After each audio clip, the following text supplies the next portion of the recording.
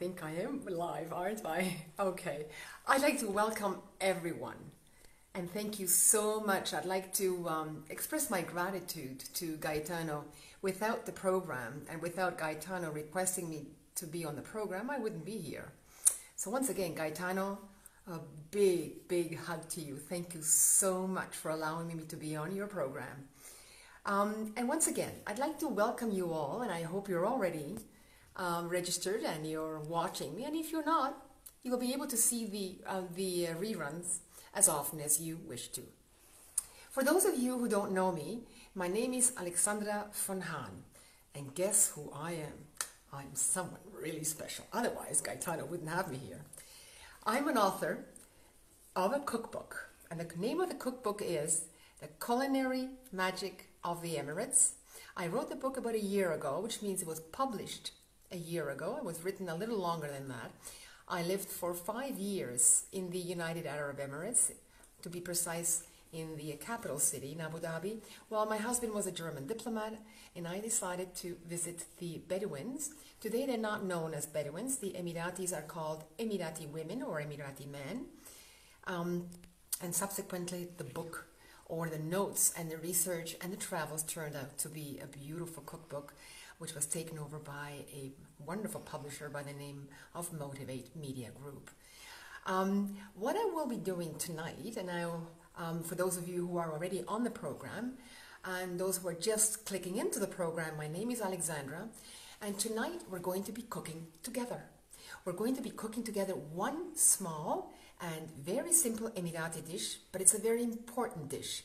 That particular dish is called chami, and chami is an integral part of the family value, family rituals amongst the Emirati families. Now, the chami, which you're going to be learning with me, you're going to see while I'm going to explain to you, chami is served between breakfast and lunch or between lunch and dinner. Now, those particular, we call them snacks or we call them tea time. You can call it as you wish, but in the United Arab Emirates, it's called fuala. And fuala, as I said before, is a meal between breakfast, lunch, and between lunch and dinner. What I'm going to do now, I'm going to show you very slowly. My daughter is going to help me with this. I'm going to start here on my right side. You're going to see there is a circle. There is a tablecloth woven, and it's a natural product, natural straw. In fact, it's taken from the date tree. And why is it a circle? If you're able to see this, the circle indicates nothing else other than that we are all equal. We sit on the floor and we are around and we're sitting around the circle. We're not sitting on chairs, we're sitting on the ground. And we have the different snacks that we can choose from. Today we're going to be choosing, which is in the center, the date, which will play the central role with the additions. However, I will explain this to you a little later. What we are going to be doing now is slowly walk towards the kitchen. Here, let me just show you what we're going to be cooking today, which is called chami. It's a close-up and it's a cheese-like dip, which is eaten often with bread or with dates. And my daughter, while I'm getting up, my daughter is going to be showing you the asararut, which is the circular tablecloth made from what some call the straw, but in fact what it is, it's taken from the date tree. Now let me just slowly walk towards the kitchen. I'm going to be walking backwards. Hello everyone, if you've just clicked in now, I'd like to welcome you all and thank you for registering. I'm now going to be walking towards the kitchen and I'm going to turn around. Now, I've said before that we're going to be cooking chami. Chami is an integral part of the fuala or the snack time, and it's very simple. We will be taking 2 500 milliliters. For those of you who are not ready, go and get yourself pencils and a notebook, or just simply write down the notes on your mobile phone. I have 2 buttermilks here, they're 500 milliliters each, and I'm going to be pouring it now into the pot. Now, it's 1% buttermilk, which we're going to be turning into cheese. Now here comes the second 500 milliliter buttermilk, which we're going to heat up. Now while it's heating up, and we're going to be putting it up to 9, which is the highest. Okay, and we're just going to get a spoon, and we're going to be stirring it only once, just to make sure. And what we're going to be adding also is a little bit of salt. It's not only to give it the taste, but it will expedite the cheese making procedure. Not very much. This is Himalayan salt, so it's not very, very salty. It just gives it enough of a salty taste to turn this into a mild cheese. Now, for the foie, as I have mentioned the word foie, for those of you who have just walked in, the foie is a snack time, and it's a ritual, and it's very, very traditional as well. What it means, they get to eat. Now, it's not only eating, it's sharing, and you've probably also experienced that amongst your own members of the family, how important it is to share, to eat together. Now that is coming back. It's a big comeback in the United Arab Emirates to share their traditions, and especially when it comes to food.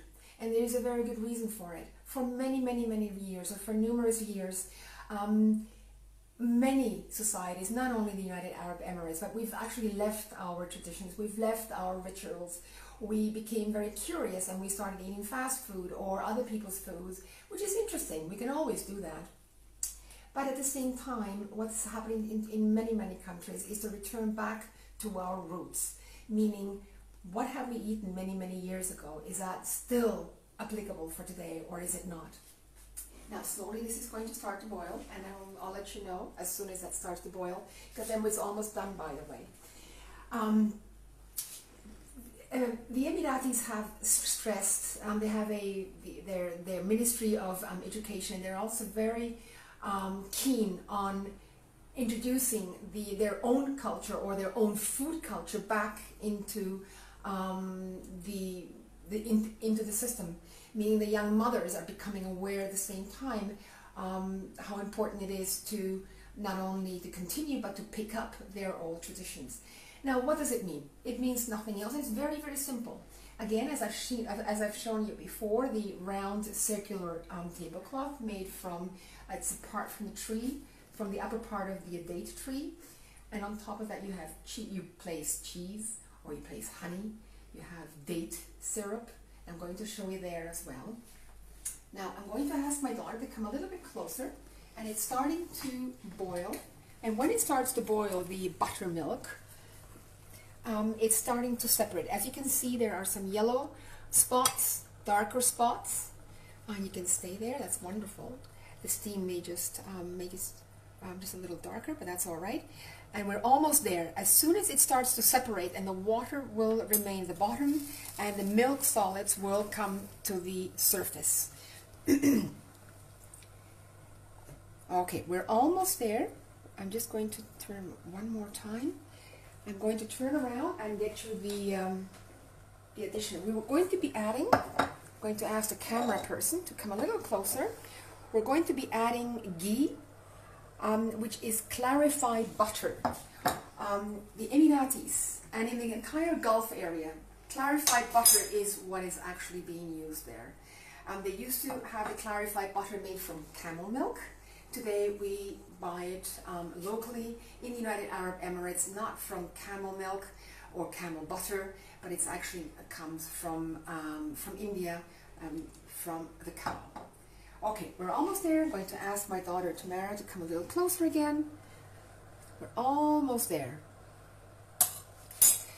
Now the clarified butter is used for savory and for sweet.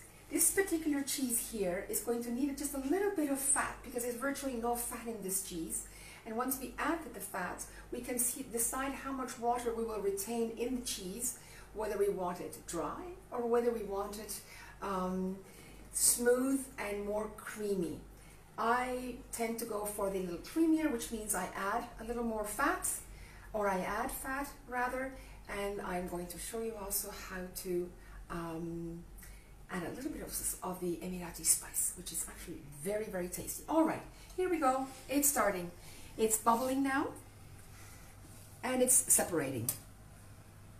As you can see, we have the water at the bottom. I'm going to show it just a little closer. There we go. I'm going to lower the heat, and we're now ready to scoop it out. Okay, I'm going to use the sieve, and I'm going to ask my daughter to come a little closer. Now we turn the heat off, and here we go.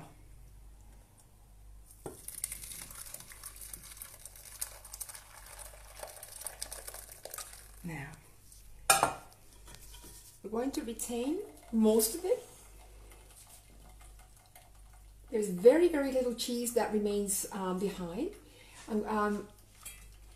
And there we go. We're going to retain some of the water in order to have the butter melt easier. There are two ways of making it. Either drier, which means with less water, or with about the amount of water that we have now. And if the less water it has, the closer it'll be to your Italian cheese, for those of you who are Italian, is the ricotta cheese.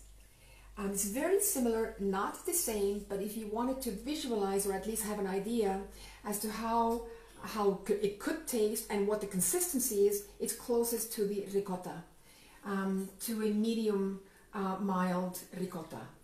I'm going to transfer now this particular cheese, a chummy, into this particular into the recipient. And as you can see, this you can also, if you wish, have it a little bit drier, which means with less water, and allow it to dry in room temperature.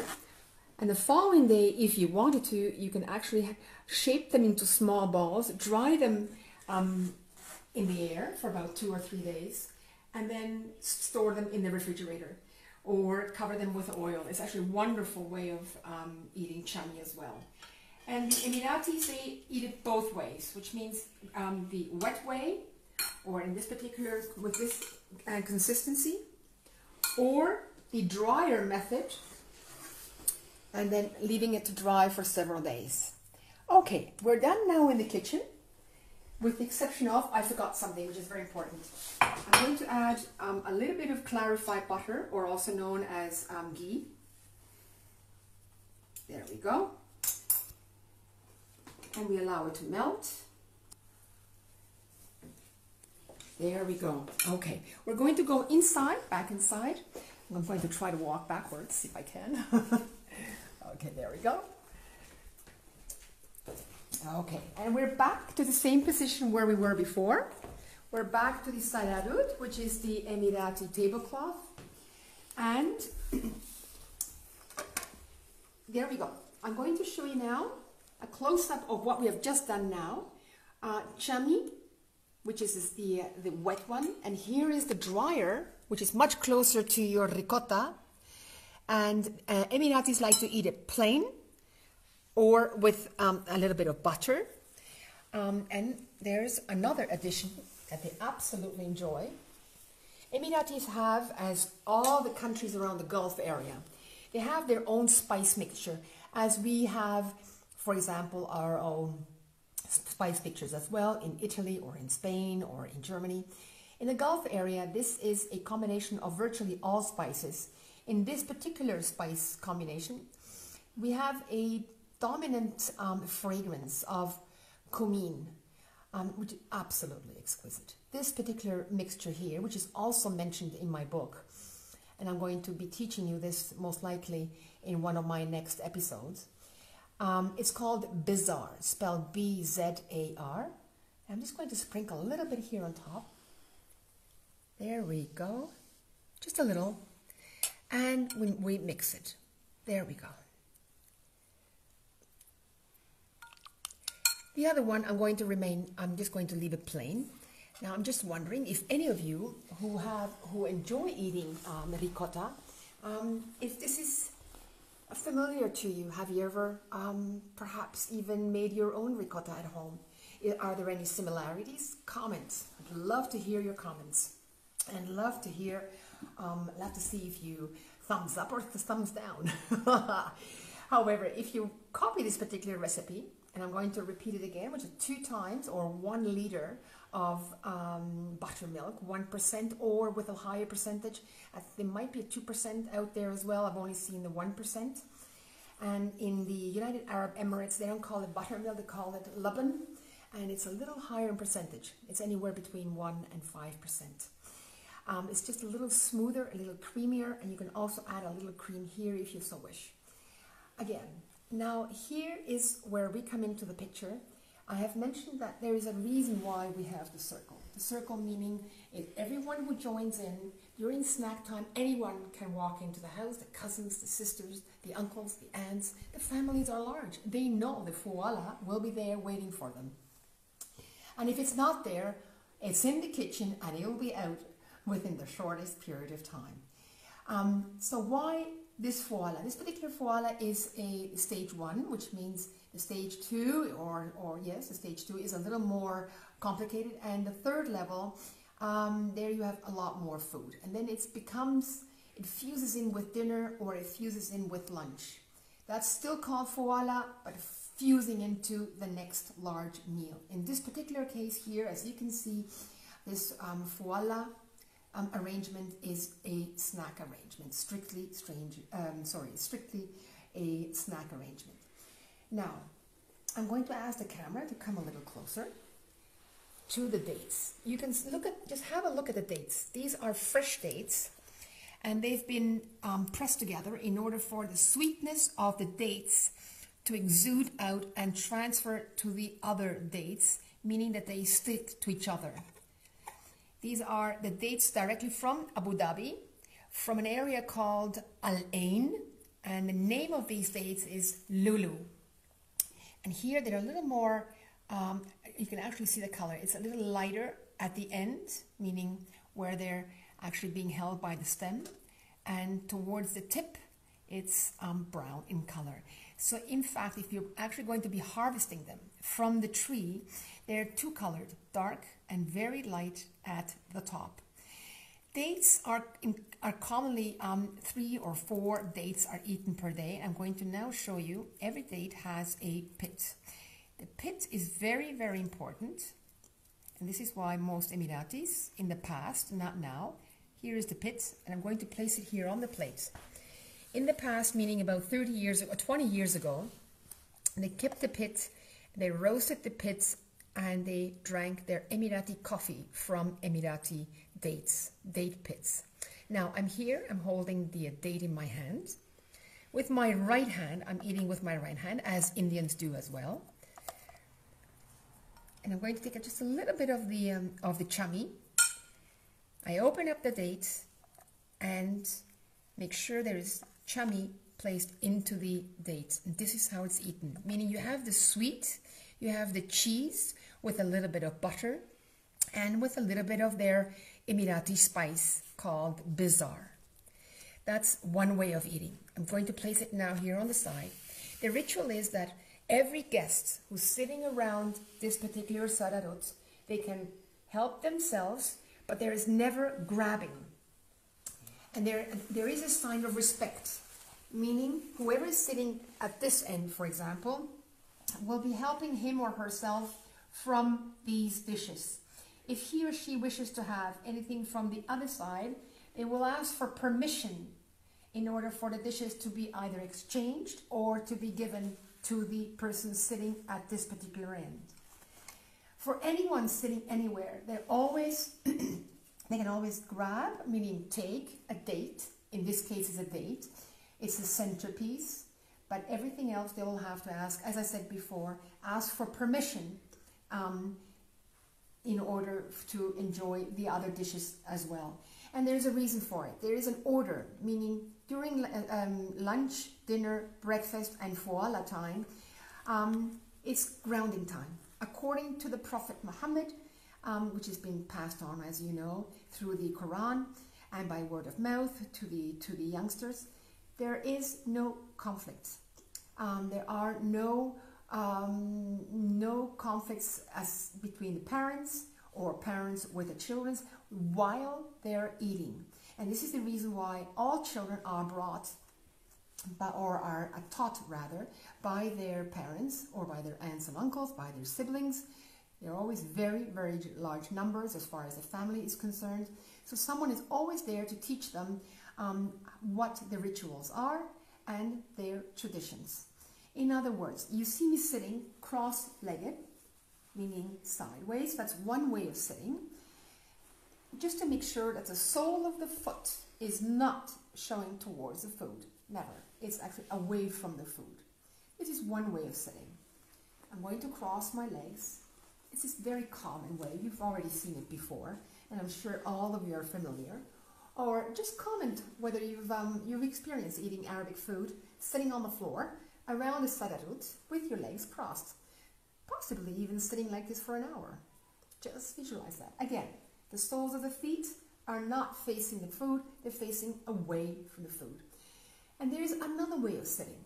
Third one. This is also mentioned by Prophet Muhammad. I'm going to leave my left leg, in this case either left or right, it doesn't matter, in my case left. I'm going to tuck it under my thigh. Again, my sole of the foot is facing away from the food. And my right leg is in fact going to be snugged in to the lower part of my left leg. Now, one can learn to balance. I had a bit of a difficulty learning how to balance. It's not easy. I had to find the right position, and here we go. And there's a reason why Prophet Muhammad wanted the women and men to sit this way. This is the preferred way, with a long gown over, which means you cannot see through the legs, you cannot see the feet, they're absolutely covered. And there's one reason, main reason.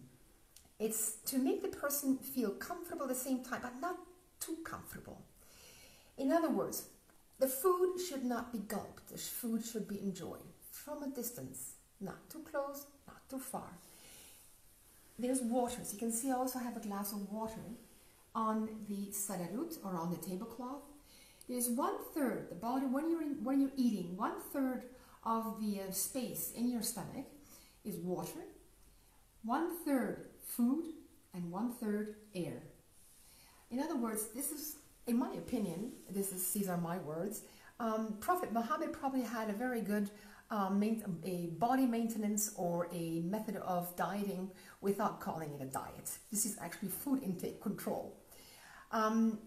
Most of the Emirati women and men who are thin prefer this particular position. They don't sit this way at all, ever. I have never seen it. And I stand corrected, by the way.